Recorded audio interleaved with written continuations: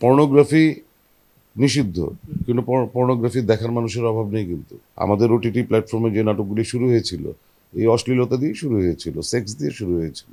এক কুমিরের বাচ্চা দুইবার তো বিক্রি করা যায় না। ওনারা যেটা বেশিরভাগ টিভি চ্যানেল যেটা করছে যে ওরা টেলিভিশন নাটক বানাচ্ছে বা কিনছে, সেটা ওদের উদ্দেশ্য থাকে এটার ভিউ হতে হবে, অর্থাৎ ওরা টেলিভিশনে এটা প্রচার করবে, করে একদিন পরে ওটা আবার ইউটিউব চ্যানেলে দিয়ে দিবে। তো দেখেন ভাই, দুইটা মাধ্যম আলাদা। টেলিভিশন কর্তৃপক্ষের উচিত টেলিভিশনের জন্য আলাদা নাটক করা, ইউটিউবের জন্য আলাদা নাটক করা। কি করেন আমি একটু বলি। টেলিভিশন সাধারণত একটা রুমে থাকে, রুমে দেখে, সো এটা একা খুব কম দেখা হয়, ওটা পরিবার নিয়ে দেখা হয়, পরিবারের সব সদস্য মিলে দেখি, বা বাবা মা একসাথে দেখে, বা মা ছেলে একসাথে দেখে, তাই তো। স্যান্ডেলিনা সো রূপচর্চায় আভিজাত্য। খুব স্বাভাবিকভাবে টেলিভিশনে যেই নাটকটি গ্রহণযোগ্য হবে ইউটিউবে সেটা হবে না, কারণ ইউটিউব হচ্ছে পার্সোনাল নাটক দেখার জায়গা। ছোট্ট একটা ডিভাইসে নিশ্চয়ই দুইজন দেখবে না, একা দেখে। এবং অনেকে আমি দেখেছি যে নাটক দেখতে দেখতে ওয়াশরুমে চলে যায়, বাথরুমে বসেও দেখে। তার মানে কি, অনেক পার্সোনাল জায়গায় ইউটিউবের নাটক চলে গিয়েছে। তো আমি কিভাবে ইউটিউবের দর্শকের কাছে জনপ্রিয় করব টেলিভিশন নাটক? এটা কখনোই সম্ভব না। ইউটিউবের নাটক আপনি দেখবেন যে আপনি একটু যদি মোটা দাগেও বিশ্লেষণ করেন, দেখবেন টেলিভিশন নাটকে আপনি অনেক কিছু দেখাতেই পারবেন না, কিন্তু ইউটিউব নাটকে আপনি অনেক পার্সোনাল কিছু, অনেক মানে সেন্সারলেস অনেক জিনিস, অনেক রাবিশ জিনিস দেখানো হয়ে যায়, এবং খুব স্বাভাবিকভাবেই এগুলোর দর্শক বেশি হয়। ধরেন পর্নোগ্রাফি নিষিদ্ধ, কিন্তু পর্নোগ্রাফি দেখার মানুষের অভাব নেই। কিন্তু কেন? নিষিদ্ধ জিনিসের প্রতি মানুষের আকর্ষণ বেশি, মানে একটু যেটা আসলে অফ গ্রেড সেগুলি মানুষ দেখতে চায়। এটা হচ্ছে বেসিক ইনস্টিংক্ট।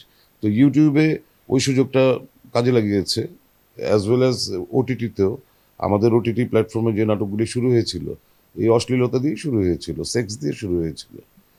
তো এইটা হচ্ছে একদম বেসিক পয়েন্ট। ইউটিউব যে নাটক আপনি টেলিভিশনে জনপ্রিয় করতে চান সেটা জীবনে ওই ইউটিউবে জনপ্রিয় হবে না, ভিউ হবে না। আর যেটা ইউটিউবে ভিউ হবে সেই নাটক আসলে টেলিভিশনে প্রদর্শনযোগ্য হবে না।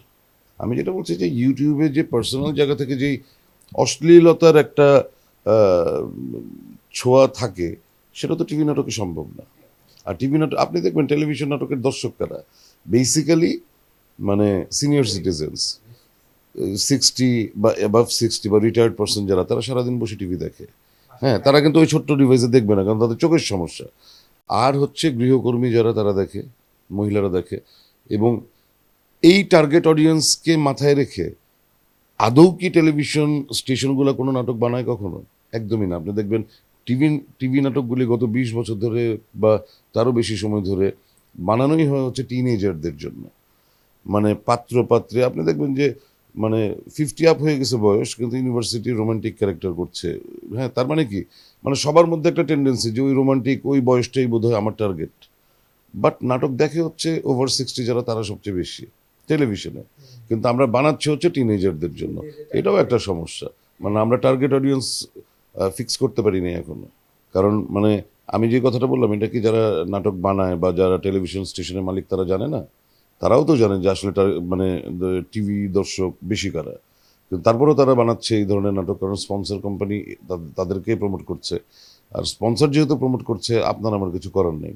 আমার কেন জানি মনে হয় যে এদের রেভিনিউ বিকল্প কোনো পথে হয়তো উঠে আসে, যে কারণে একটা অডিয়েন্স নিয়ে ওদের কোনো মাথা ব্যথা নেই। হ্যাঁ, অবশ্যই রেভিনিউ বিকল্প জায়গা থেকে আসে, কারণ পে চ্যানেল না তো আমাদের, আমাদের তো বিজ্ঞাপনের উপর থেকে টাকা আসে। সো স্পন্সর কোম্পানি যেটা বলবে সেটাই মানতে হয় টিভি স্টেশনগুলোর। এই জন্য বাংলাদেশে টিভি ইন্ডাস্ট্রি ডেভেলপ করতে গেলে বহু বছর আগে উচিত ছিল পে চ্যানেল ইন্ট্রোডিউস করা, কিন্তু দুর্ভাগ্যজনকভাবে আমাদের দেশে এটা হয়নি।